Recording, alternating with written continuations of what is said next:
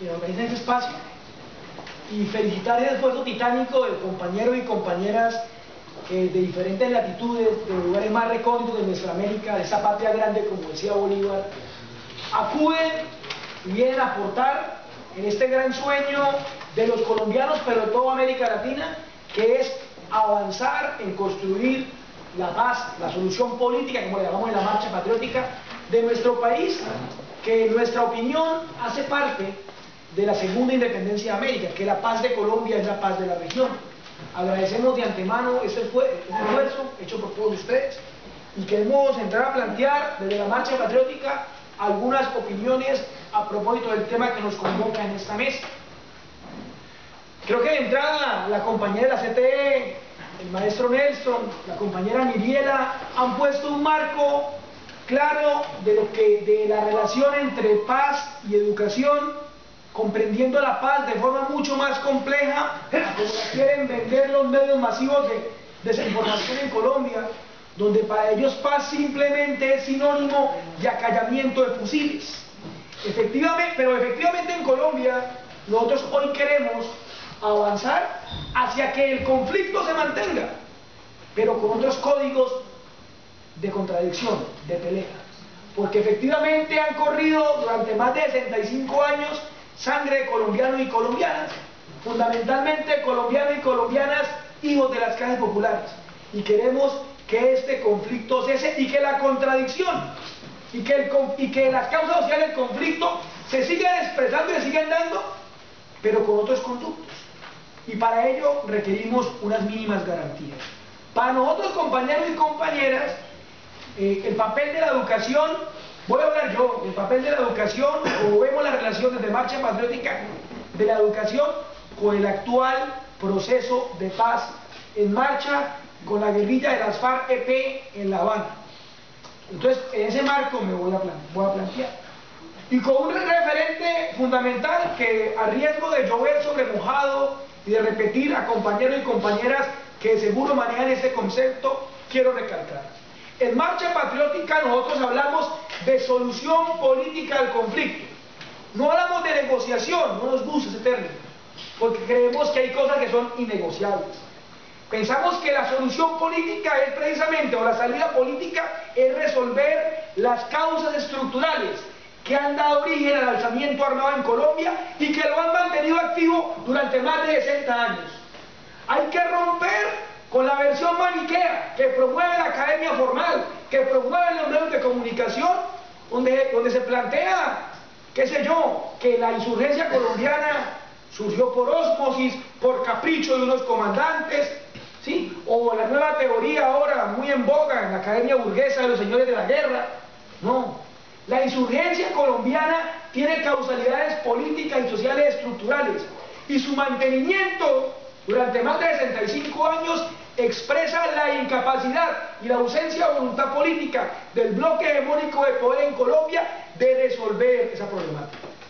La problemática del campo, la problemática de la ausencia de garantías democráticas, el hermetismo del régimen político, el terrorismo de Estado, remozado, disfrazado en formas democráticas liberales, ¿sí? Disfrazado de elecciones y de urnas, pero que efectivamente asesina uno por uno a sus contradictores. Si eso no se resuelve, no hay solución política.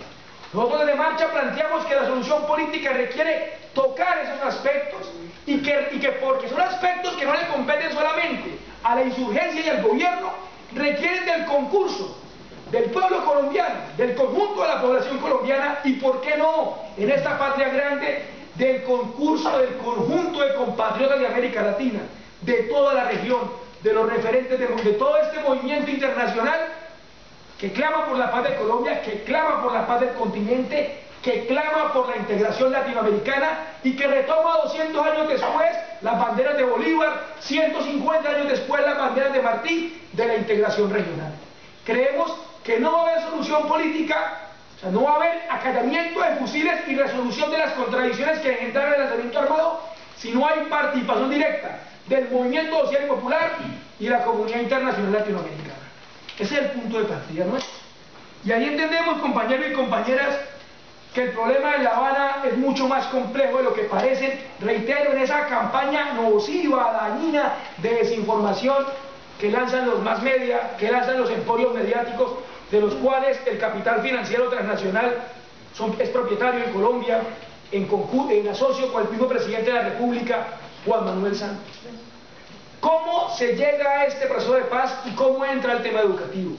Yo creo que no lo podemos perder de vista, un poco a riesgo de entrar a tocar aspectos que de seguro serán profundizados en otras discusiones, en otras palestras. A este proceso de paz se llega con una insurgencia que mantiene su actividad armada después de la intervención militar norteamericana directa en el continente más grande, después de la guerra de El Salvador. Pongámoslo en esos términos. Después de 12 años de Plan Colombia, después de 10 años de guerra total en el gobierno de Uribe y de Santos, no hubo derrota militar de la guerrilla, ni de las FARC ni del ELN. Se mantiene la actividad militar y para nosotros los amantes de la paz, todo el sector democrático colombiano tiene una explicación muy simple. Porque la guerrilla en Colombia no es un fenómeno militar, no es un capricho militar, no es un capricho de estrategismo militarista como lo pretenden presentar. No, es una realidad social que nace del campesinado sin tierra, que nace, reitero, de los miles de estudiantes, a propósito del tema de educación, a los cuales el gobierno les ha negado ese espacio, tanto de la educación como del debate político que se han vinculado al movimiento insurgente.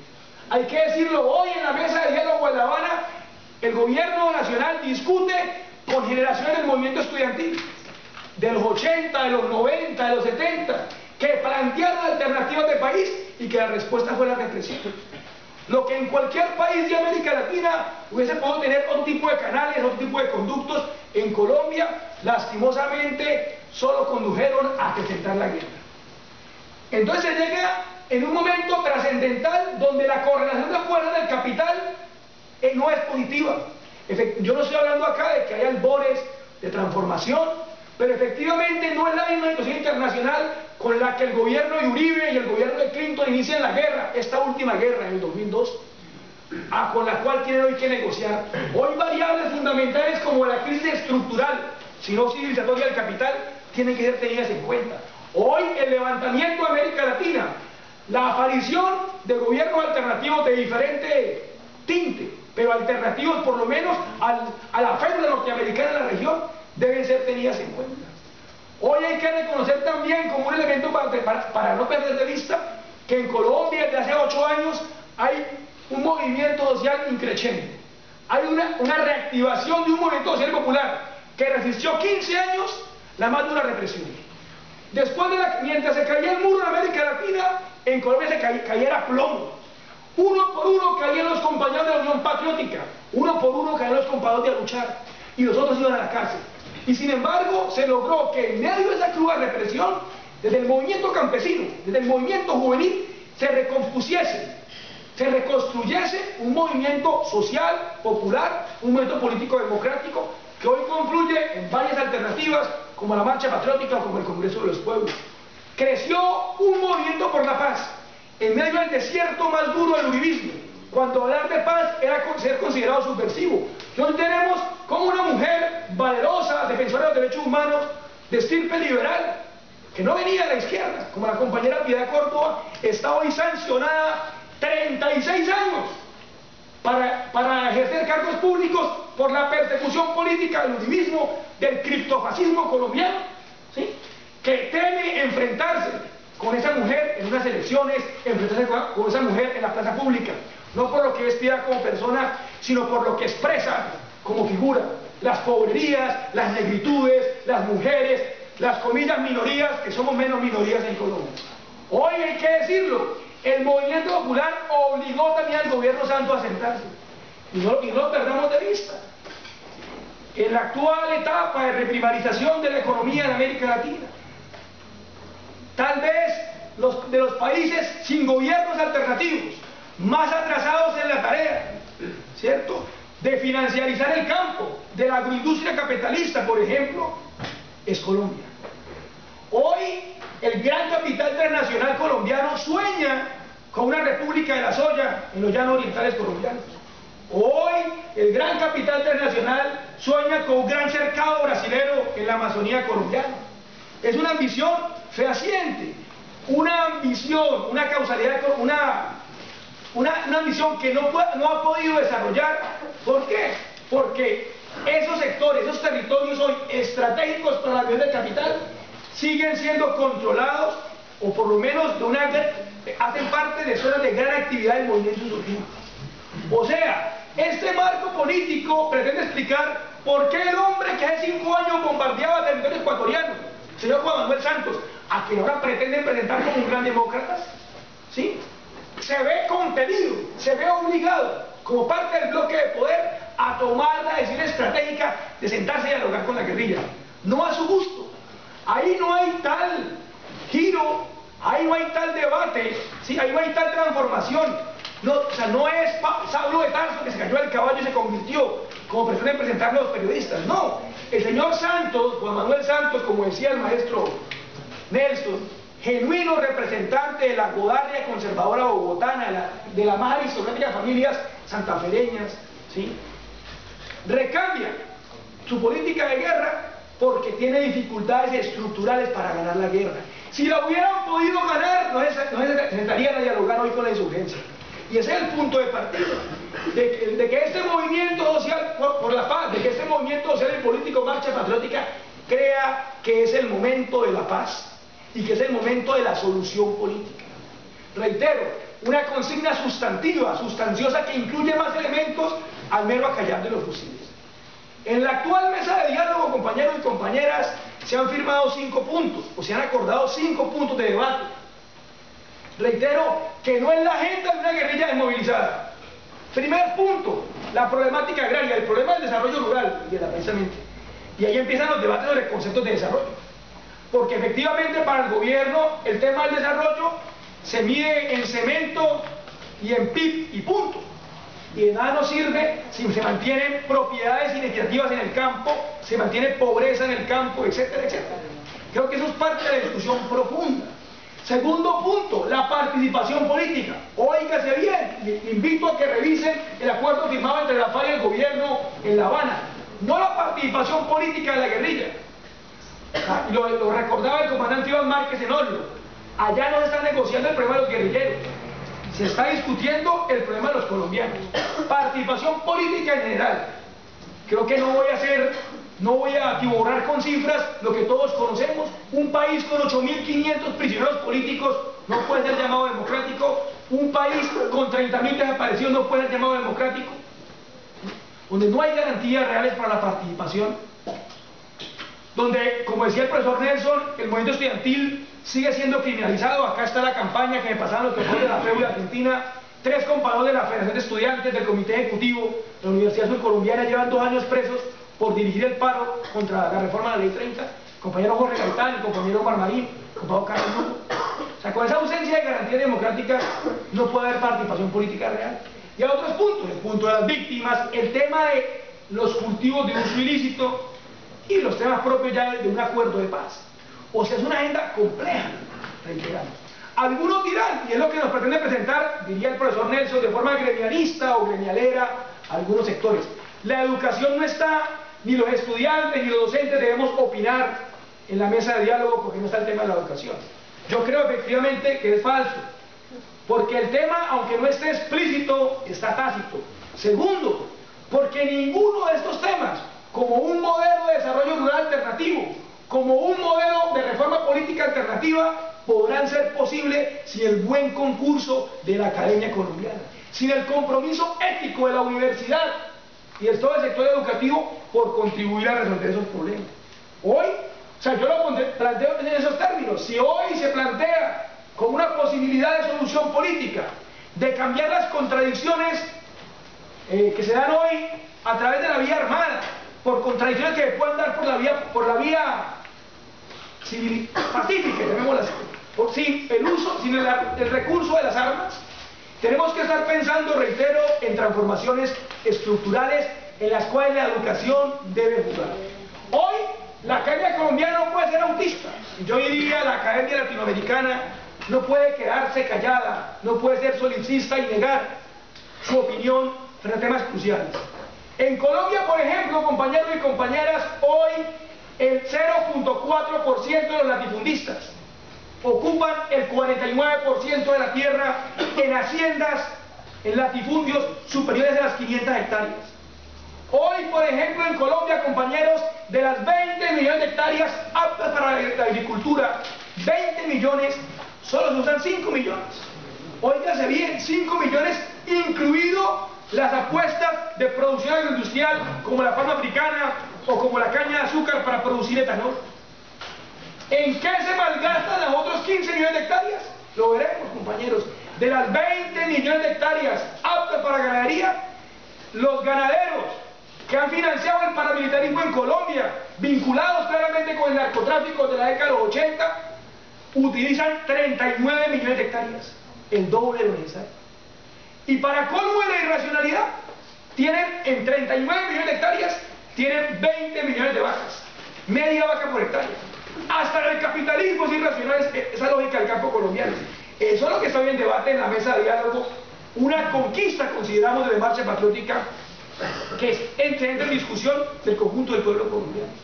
Hoy esa discusión, por ejemplo, y la academia tiene que opinar. Hoy la academia debe discutir cuál es el mejor sistema electoral, cuáles son las mejores garantías de transparencia electoral, cómo construir un estatuto de oposición, qué tipo de reformas requieren las fuerzas militares. Y en la medida que avancemos en esas opiniones, reitero, en esa razón de ser de la academia, de ser conciencia crítica de la nación, de seguro tendremos que ubicar más compromisos. Les pongo un ejemplo. El ejército colombiano tiene una fuerza ingente. Tenemos 450.000 hombres en la fuerza pública. O sea, más o menos lo mismo que Brasil, con 4 veces menos población, o 5 veces menos población, y con 10 veces menos territorio. Más del 1% de la población colombiana está vinculada a las fuerzas militares. ¿Sí? Cada uno de sus países haga sus respectivos cálculos, lo que es una irracionalidad política y económica. Claro, ahí de fondo hay un keynesianismo militar. Los jóvenes se van al ejército porque están desempleados, porque no tienen posibilidad de entrar a la educación. Si hay un tratado de paz, se debe pensar en que esos 450.000 hombres, por lo menos 250.000 muchachos y muchachas, deben volver a la vida productiva del país, deben ingresar a la universidad colombiana, deben ingresar a los tecnológicos, a las carreras, a las profesiones que requiera el país para su modelo de desarrollo propio, alternativo. Si decimos, como planteó en La Habana, que es pertinente refundar el país con base en la soberanía alimentaria, de seguro que habrá profesiones, carreras, investigaciones que tienen que abrirse para eso. Si decimos que requerimos un país mínimamente con garantías democráticas, y ojo que acá nadie está hablando de hacer la revolución por decreto, que es la mofa con la que el gobierno quiere caricaturizar las justas consignas que le enfrentan hoy en La Habana. ¿Sí? De seguro que la academia tendrá que tener desarrollos políticos, investigativos, académicos que permitan, que posibiliten efectivamente que una nueva generación de muchachos no tenga que vender su fuerza de trabajo a la policía o al ejército nacional de forma improductiva por demás, costosa y onerosa para el presupuesto nacional, sino que por el contrario se formen en una educación para la paz, para resolver los conflictos, para solucionar nuestros problemas productivos, económicos, culturales, como lo muestra muy bien, yo creo, la experiencia de los conflictos de la Revolución Cubana y la Revolución Venezolana. Cuando el Che decía en el texto del Che de Reforma Universitaria, cierto, el Che nos recordaba cómo la universidad debe estar en función de los objetivos de la nación. Y lo que está proponiendo hoy, compañeros, como solución política es eso, resolver los problemas básicos, elementales, para refundar el país. No necesariamente, refundarlo, para seguir la contradicción política, para seguir el debate ideológico que algunos seguiremos, pero en condiciones de mínimas garantías democráticas que hoy no tenemos en Colombia. Creo además que la educación colombiana, ya no como institucionalidad, tiene otra función. Dentro de la educación se ha estado un excelente, un interesante movimiento social. Que uno, como dice Miguela, tendría ese compromiso de desdoblarse políticamente en la tarea organizativa que ya se viene haciendo con el movimiento barrial, movimiento territorial, como dicen ustedes, con el movimiento sindical, con el movimiento campesino, con los jóvenes en general. O sea, desdoblar lo que se aprende en la academia formal o lo que se construye en la academia formal, una construcción alternativa. Y dos, ese movimiento social expresado fundamentalmente hoy en el movimiento estudiantil, aunque también con otros referentes dentro de las universidades, debe ser un interlocutor que catalice, que acicatee la pelea por la paz en Colombia. Hoy, por fortuna, tenemos en Colombia un movimiento estudiantil vigoroso que ha planteado como interlocutor del gobierno.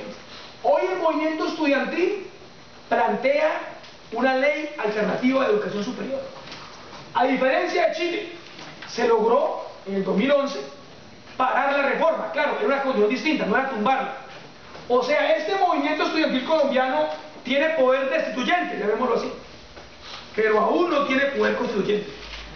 Y entonces, una vez más, el problema de la solución política, en concreto en Colombia, le plantea una coyuntura única al movimiento estudiantil colombiano.